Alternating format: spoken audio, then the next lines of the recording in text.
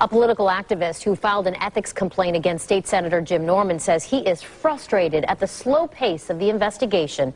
The complaint stemmed from our I-Team special report on a lakefront vacation home owned by Norman's wife. Our chief investigator, Alan Cohn, is here with the very latest on this complaint. Good evening, Alan. Good evening, Wendy. Community activist George Neiman says he has been told by the Ethics Commission the facts in his complaint have been deemed legally sufficient to warrant investigation. But even though the complaint was filed 6 months ago, no investigation has been done.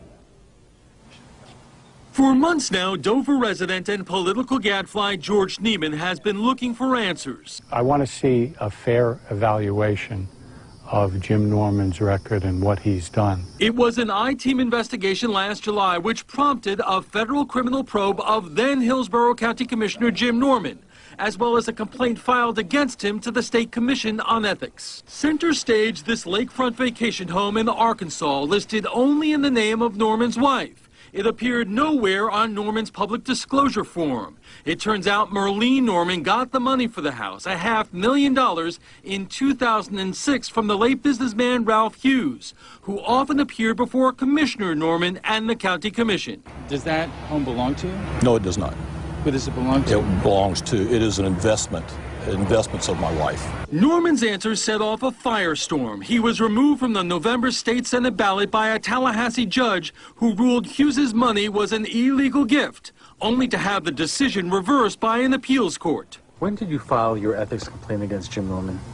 In October of 2010. In the months since Neiman filed his complaint, Norman was elected to the state Senate and has amended his financial disclosure to include the house he claimed wasn't his.